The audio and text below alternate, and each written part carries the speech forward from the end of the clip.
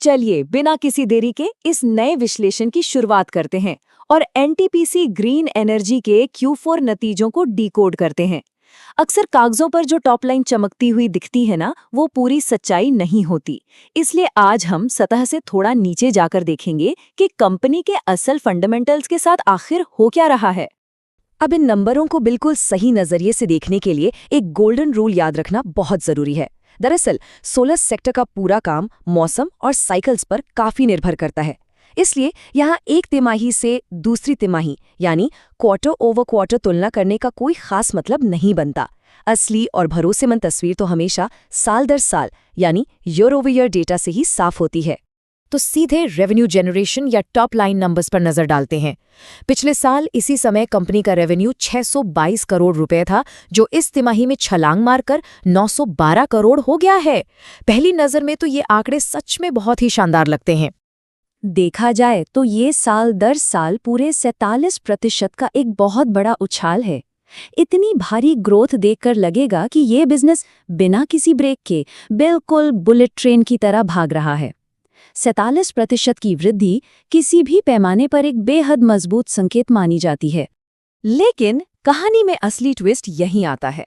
यहीं से एक बहुत ही दिलचस्प फाइनेंशियल पहेली शुरू होती है।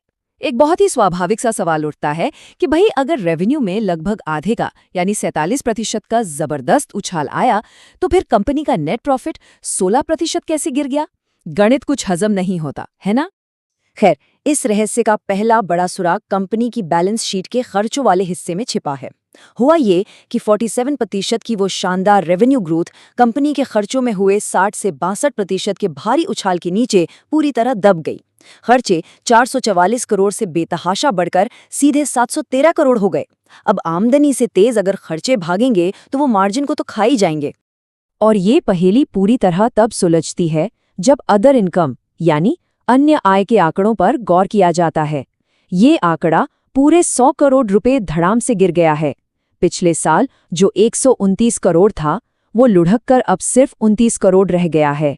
बस इसी भारी गिरावट ने नेट प्रॉफिट को नीचे खींच लिया और उसे 233 करोड़ से गिराकर सीधे 197 करोड़ पर लापटका।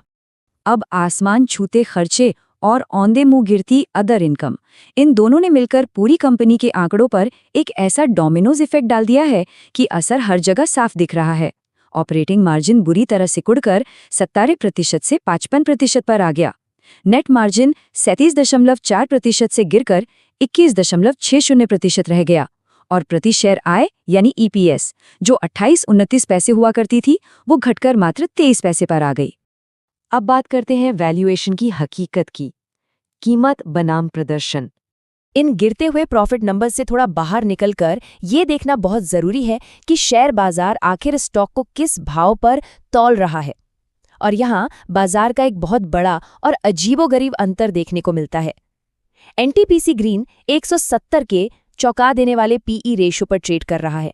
मतलब मुनाफे के हर एक रुपए के लिए 170 रुपए चुकाए जा रहे हैं। ये इस पूरे सोलर सेक्टर में सबसे ज्यादा है। जबकि मजे की बात यह है कि बिल्कुल यही काम करने वाली एक अन्य प्रतिस्पर्धी सोलर कंपनी का पीई मात्र 35 के आसपास है। एक ही सेक्टर, एक ही काम, लेकिन वैल्यूएशन में जमीन आसमान का फर्क। अगर गणित के चश्मे से देखें तो इस अत्यधिक प्रीमियम वैल्यूएशन को ध्यान में रखते हुए एक बात समझ आती है। पिछले 3 महीनों में इस स्टॉक में 80 रुपए से 120 रुपए तक की जो रैली आई ना, उसने असल में लंबे समय से फंसे हुए निवेशकों को बाहर निकलने का एक बहुत ही बेहतरीन मौका दे दिया। जब कोई चीज़ अपनी असल कीमत से बहुत ज़्यादा महंगी हो जाए तो मुनाफा बुक करना ही समझदारी मानी जाती है। अंत में बाजार की इस पूरी उठापटक को देखते हुए एक बहुत ही गंभीर सवाल पीछे छूट जाता है।